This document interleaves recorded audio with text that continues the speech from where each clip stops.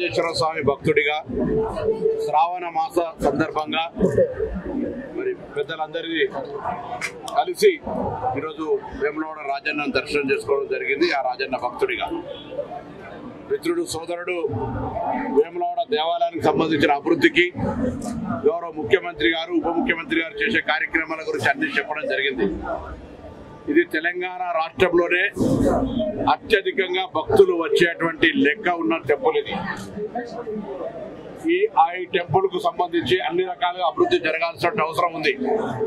అందుకు సంబంధించి తెలంగాణ ప్రభుత్వం పక్షాన దేవాలయం వచ్చే భక్తుల సౌకర్యం అనుగుణంగా శాస్త్రోక్తంగా వేద పండితులకు సంబంధించిన సూచనలు, శృంగేరి పీఠాధిపతుల సలహా సూచనల మేరకు దేవాలయాన్ని విస్తరించే కార్యక్రమం తొందరలో తీసుకోబోతా ఉన్నాం. ఆ శివుణ్ణి ఆశీర్వచనం అడుగుతా ఉన్నాం.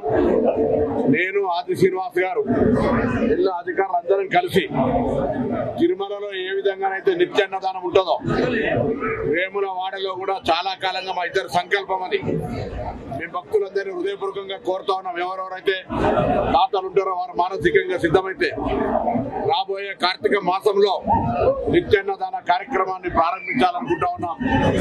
ఉన్న వసతి సౌకర్యాలతో కలిపి రాబోయే కాలంలో శాశ్వతంగా అన్నదాన సత్రాన్ని తిరుమలలో ఏ విధంగా అయితే వెంగమాంబ అన్నదాన సత్రం ఉందో వంటకు సంబంధించిన అత్యాధునికమైనటువంటి సామాగ్రితో సహా అన్ని ఏర్పాట్లు చేసేటువంటి శక్తిని ఆ భగవంతుడు ప్రసాదించాలని తప్పకుండా ఆనాడు ఇప్పటికి కూడా తిరుపతిలో అన్నదాన సత్రాన్ని ప్రారంభించిన ఎన్టీ రామారావు గారిని జ్ఞాపకం ఉంచుకుంటాం.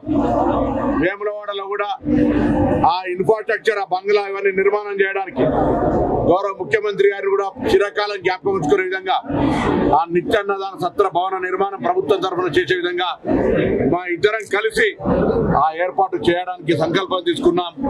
అదేవిధంగా ఈ కార్తీక మాసం నుంచే నిత్యాన్నదానం ప్రారంభం చేయాలి. పురుటి నొప్పులున్నా, ఎన్ని కష్టాలు వచ్చినా అందరూ సహకరించాలి. అనేక మంది స్వచ్ఛంద సంఘాలు సేవ చేయడానికి తిరుపతికి వివిధ దేవాలయానికి వెళ్తారు.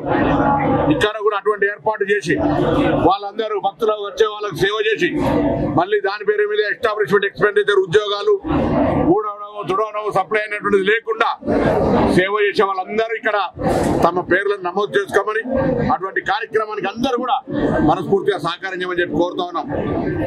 ఇది దక్షిణ కాశీ. ఇక్కడ చాలా పెద్ద భక్తులు ఓడలు కట్టేస్తారు. మేము ప్రభుత్వంలోకి వచ్చిన కొత్తలోనే ఓడలకు సంబంధించిన ఇబ్బంది జరిగితే గౌరవ ముఖ్యమంత్రి గారు సత్యం మమ్మల్ని ఇద్దరు ఏం సంగతి, మీరిద్దరు అక్కడ ఉండగా కోడలు కట్టడం జరుగుతుందంటే వెంటనే principal secretary, chief minister office Srinivasulu garu రావడం, జిల్లా కలెక్టర్ గారు, అధికారులు, మేమందరం కూడా సానుకూలంగా భవిష్యత్తులో వేములవాడలో ఉన్న గోశాలకు ఎక్కడ కూడా ఇబ్బంది లేకుండా చర్యలు తీసుకునే ప్రయత్నం చేస్తాం.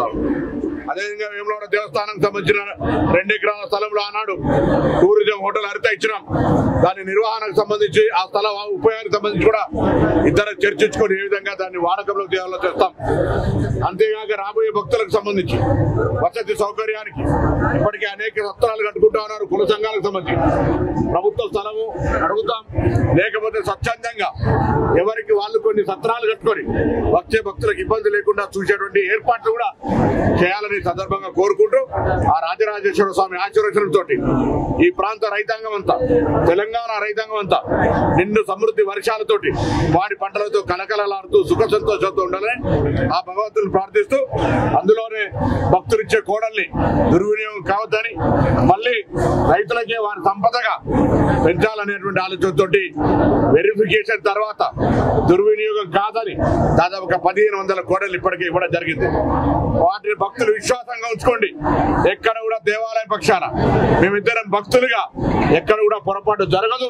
ఏదైనా జరిగినట్టు అనిపిస్తే దయచేసి బహిరంగంగా మా దృష్టికి తెమ్మని చెప్పి కోరుతాను. దేవాలయ అభివృద్ధికి కూడా మేము చెప్పిందే జరగాలనుకోం, ప్రజల సలహాలు తీసుకుంటాం. అందరూ కూడా బహిరంగంగా మీ ఇంటి బిడ్డలంగా, అన్న తమ్ములమని పిలిచేటువంటి వ్యక్తులంగా ఈ దేవాలయ అభివృద్ధికి సంబంధించి అన్ని రకాలుగా సూచనలు, సలహాలు ఇవ్వమని చెప్పి సందర్భంగా ఈ ప్రాంత భక్తులను, ఈ దేవాలయానికి వచ్చేటువంటి అనేక మంది దాతలను హృదయపూర్వకంగా విజ్ఞప్తి